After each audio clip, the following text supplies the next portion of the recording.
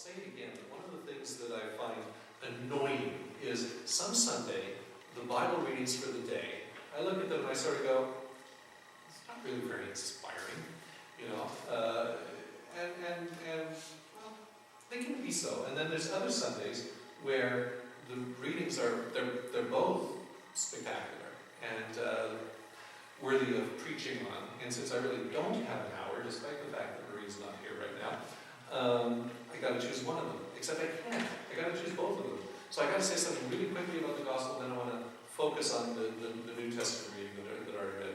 The gospel is the story of the Pharisee and the publican. Right? You got two people. You got a person who sees himself as righteous and looks at a person who he considers to be unrighteous and is very superior about it. And then there's the sinner person who recognizes who he is, and God have mercy on the sinner. We all know that, right? That's an old favorite. What I'd like you to consider is that though the story is told from the perspective of two separate people, we can read it and see ourselves in both of the people. We can see one person there. We are all both Pharisees and sinners.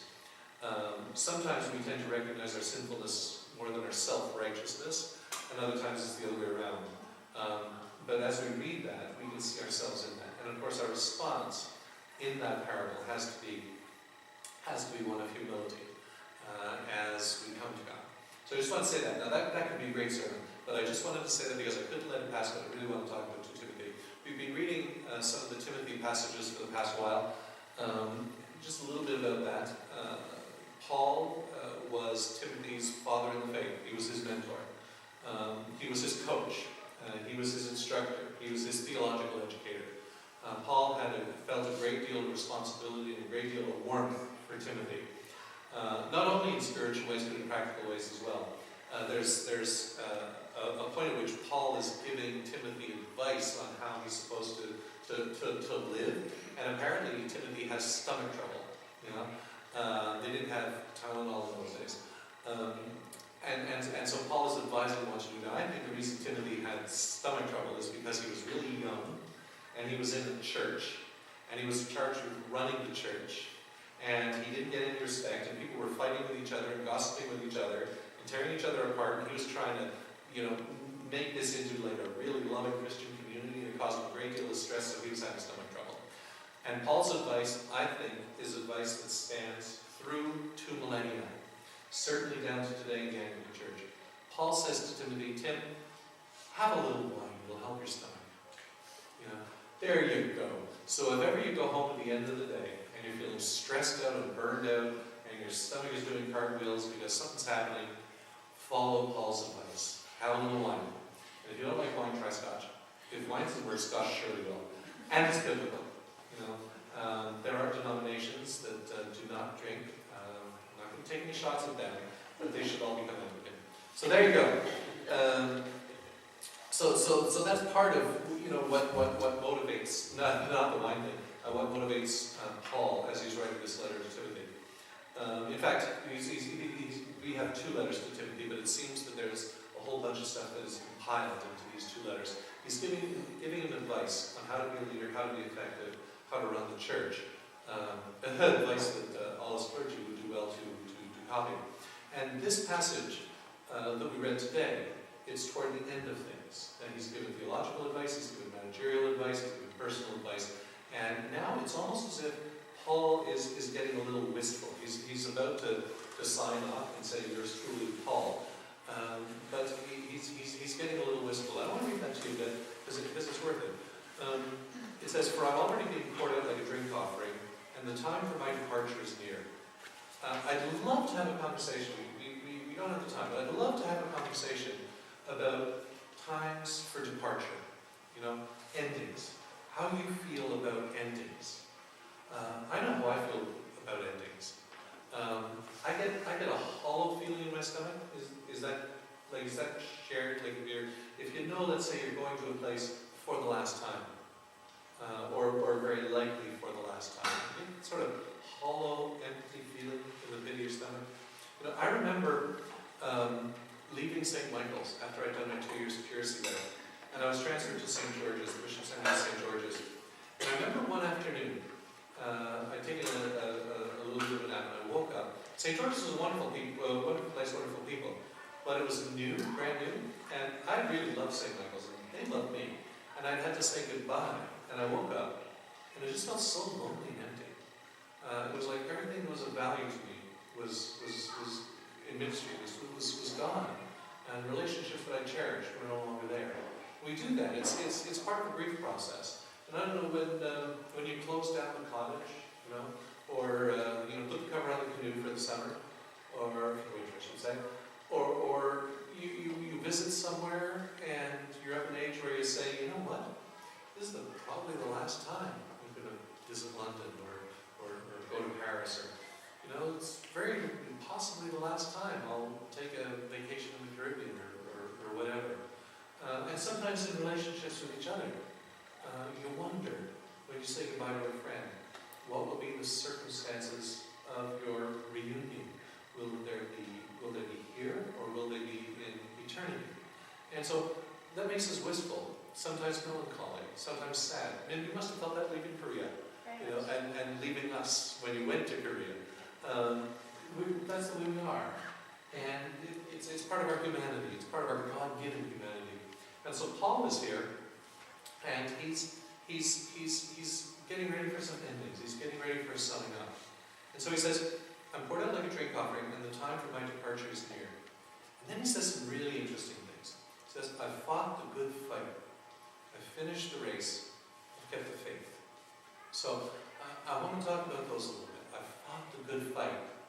I've finished the race, and I've kept the faith. So let's just take a very brief look at Paul's life. Let's go back to when he was Saul. Well-educated. I'm not sure whether we would consider him middle class or upper middle class. Maybe he would be wealthy. We know he was a tent maker. That's how he made his money. And he was very upper in religious circles. And indeed, when these new annoying people started coming along, that were first called Christians in Antioch, Paul was given letters patent to be the one straightening out this mess. Because he was a Roman citizen, though a Jew, he had the authority of both to persecute Christians. And we read, keeping the story concise, we read that when the first Christian was killed, the first Christian was martyred, Stephen, the person who was in charge of that event was this youngish man named Saul of Tarsus. And evidence of that is when Stephen was stripped for the event, for the stoning, his clothes were laid at the feet of Saul. And we don't know what was going on in Saul's head at and after that event. There had to have been some sense of self or other righteousness about it. He had to have believed that he was doing something really good, that he was passionate about. He certainly was dedicated to stamping out this group of people that were threatening the balance that had been established. And he really felt that he was doing a service to God. We know this. But he must also, on some level, if not spiritually, then just as a human being, he must also have wondered. Because here's a man's just died. And as he dies, Saul looks at his face, and his face is not afraid, terrified, or anything like that. It's described as a face of light, or like the face of an angel. Like there's something about the way this guy dies that affects Saul profoundly. And so he gets to his next, on the way to the next journey, going to Damascus, and he's got to be wondering about all this. And then the next thing we hear is that he heard a voice saying, Saul, why are you persecuting me? Now, there's different ways as we read that passage or hear that passage read that those words could be read. Sometimes it's read in a loud voice, like a commanding Jesus voice. Saul, why are you persecuting me? The way I read it, and I'm not saying this is right, this is the way I read it, it's Saul, why are you doing this? Why are you persecuting me? It's much more sensitive. It's much more engaged. That's how I read it. And we don't know why Jesus chose that moment. We don't know what space Saul's head was in at that particular moment that all this energy came together. But it had a profound effect. He had an experience of hysterical blindness for a while until someone was sent to heal him. And from that moment on, he became the Apostle Paul that we all read about. And we founded a Gentile church, and that man was willing to go through incredible suffering for the sake of the gospel. The very thing that he used all his energies to do his best to destroy, now he's using all his energies to advance that cause. Just absolutely amazing. And so that's the life that he led from then on. And now he's getting to the end of his life. He's in jail, he's arrested. Sometimes the arrest was house arrest, but sometimes in jail. And he knows he's coming to the end of his life. He's an old man now, but certainly for his area he's an old man. And he knows what his death is going to be. Because he's a Roman citizen, he's not going to be crucified like a common criminal. Because he's a Roman citizen, he's going to have the luxury of beheading instead. They'll chop off his head with a sword, a relatively painless way to go. So he knows what his end is going to be, but he knows that his end is coming soon. And so it's in that context. It's not in any sort of airy-fairy way, or it's not in a sort of Pollyanna-ish sort of thing. It's in a very gritty, gutty, down-to-earth way that he is doing a life summary. And the three things that he said is, I fought the good fight, I finished the race, I've kept the faith. I fought the good fight. Okay, Lorne. That's me. So, what's the fight that I've been called to fight? What's the fight that you've been called to fight? And you know what? It's easy, it would be easy to keep this on the level of superficial. You know, well, we're all called to be nice people. Okay? We've got that down. Okay? We have our moments, but we're pretty nice people. There's not one of you I'm afraid to talk to at the end of the service today. We're nice. That's not what's being talked about here. That's not the fight. So what's the fight? And why would we use the word fight? Why would we use something like struggle or something softer? Why would we use fight? I believe the reason he used fight is because it reflected accurately his experience of what it was like to live as a Christian in a world that at best was neutral towards this new religion. Think of the things that he had experienced. The persecutions, the stoning, all the shipwreck, all the things that he had experienced, the persecution, the suffering that he had experienced, and never given up on the call. He knew that he was called in his life to stand for Jesus and the gospel. And no matter what happened to him, he never deviated from that. He never deviated from that. You know, there's people in the world today, not in this country so much, there's people in the world who are experiencing exactly the same sufferings and persecution. I read somewhere, I don't know if it's true, but I read it, that there were more martyrs for Christianity in the 20th century than in all other centuries combined. You know? And we read, we hear, you can even see on YouTube if you're so inclined, who would want to, bombings, machine guns, grenades being thrown into churches in some parts of the world. You know, there are places where you can lose your life just because you carry the name of Christ. And there are places in the world where people think they're doing God a service if they kill you. Does that sound familiar? Saul, Stephen, it's exactly the same. Exactly the same. So when Paul says he's fought the good fight, for him it was a fight. Sometimes it was a fight just to survive. And it certainly was a fight to advance the cause of the gospel into an environment in which the gospel was brand new. At least in our culture, we're at least sensitized to it and at least a little bit civilized.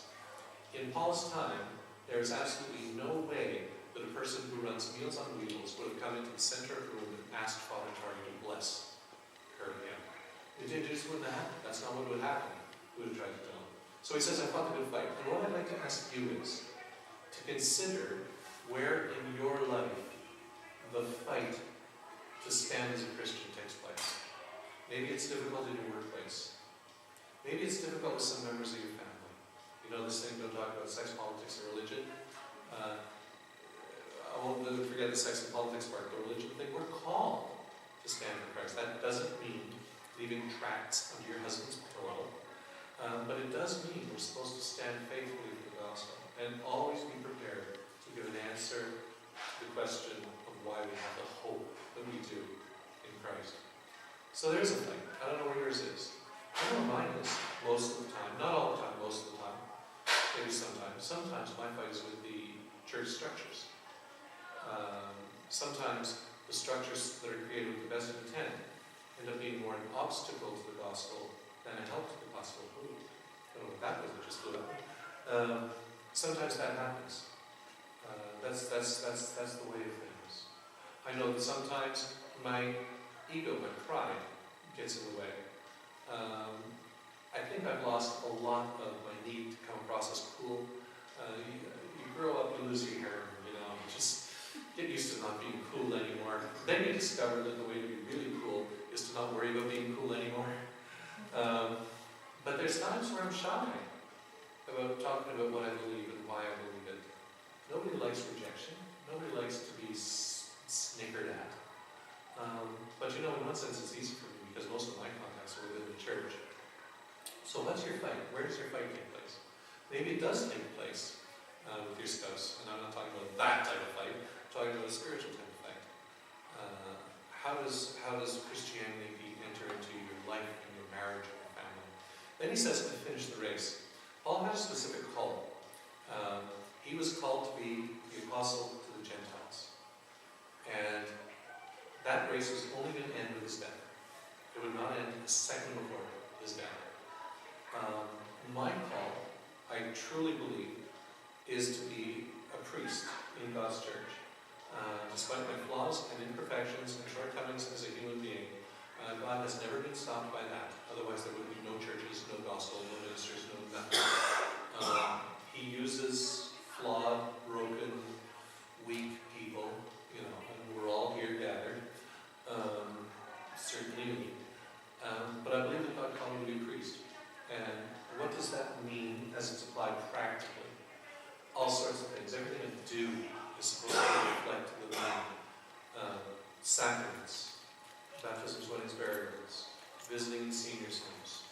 I'm supposed to be communicating with everything I do as a priest that God loves you uniquely and individually. Yes, he loves his creation, but his creation is its components. He loves you uniquely. And he died for you so that you could have a type of quality of life and eternity that is glorious. Again, because of what I do as a priest, I get to live that a lot. And it's amazing to see that story. That this is the third time we're recounting it. That lady asked me to bless her this week. That wasn't because I'm Lorne Tardy, it was because I'm a priest. And so that's one of the incredibly humbling but wonderful things about being a priest. I was at Sunrise last week doing a senior service, and there was a lady there, and I still not say the name, who she thought, I've told you the story before, she thought she was being taken out for lunch, and what was happening was she was being taken to Sunrise because she was being put into Sunrise. I think it could have been handled a little better. But the first time she came to the church service, she was obviously very unsettled. And after the service was over, I spent some time with her. And again, because you made it possible for me to be there, you ministered to this woman in a time of difficulty. But what a privilege it is to hold a person's hand as she's wiping away her tears and to be a source of comfort. And let me absolutely assure you that that woman has a special place in her heart for me and what I represent. And every time she sees me, the smile on her face, very, very contrasted to what she saw. That's part of my race. And there was another lady the last time I did the service. She didn't come to the service this time. On my way out, she was sitting on a chair by the door, and she looked at me and she said, "Do you remember me?" I had met her once, okay? "Do you remember me?" Marie is miraculous with names. Every time we do music camp in the summer, everybody registers, and then they're all sitting in a circle or up at the front. She can name all the kids. She's only missed one once. in 14 years. That ain't me. That ain't me. But on this particular occasion, thank God, I said, yeah, I know who you are. Her daughter had put her in Sunrise as just to see if she likes it on a trial basis. So I knew who she was, I knew who her daughter was, and I knew her name. Now, what does that say to her? Yeah, I'm a human being, but I'm a human being who wears a collar. That communicates on some level something about the nature of God. That's my faith. That's my race. The race that God has called me to. My race is a race to faithfulness, to His love, and to communicate that in whatever way I can. I'm going to fail. I know that I'm going to fail time and time and time again. That doesn't let me off the hook. That doesn't excuse me from trying. Similarly, whatever the race is that God has called you to, you don't get off the hook because you make a mistake every now and then. You've got to keep at it. You've got to keep at it. There was an Olympic runner that I saw once, I think it was the marathon, and it's an amazing thing. He tore his Achilles tendon in the last half kilometer, and he's in absolute agony, but he finishes the race. I don't want to take care of the Achilles tendons or anything else. I'm damaged enough.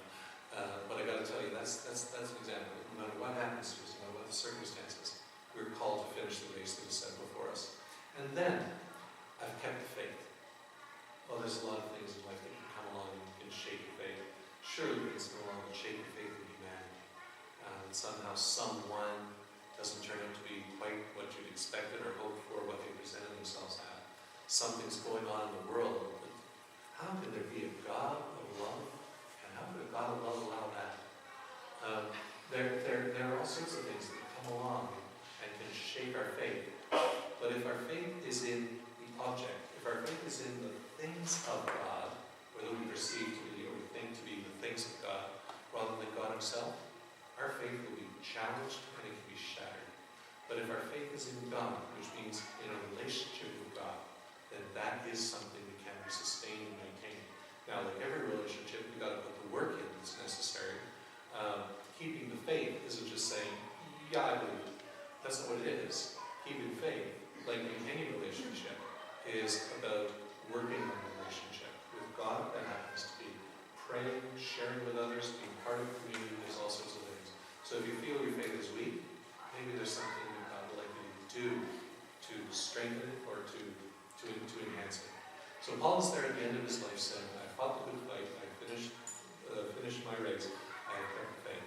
And then he says this, now there is in store for me the crown of righteousness, which the Lord, the righteous judge, will award to me on that day. And not only to me, but also to all who have longed for His appearing. And I just want to finish with that last kind of phrase there. He's talking about himself, but as the great apostle, as the one who has brought the gospel to the Gentiles, it's almost like he can't control himself sometimes. That he can't just finish saying, and now I'm looking forward to heaven. Man, I need a rest. And it's going to be great. He can't just finish like that. And he said, but not just me. It's all of you too.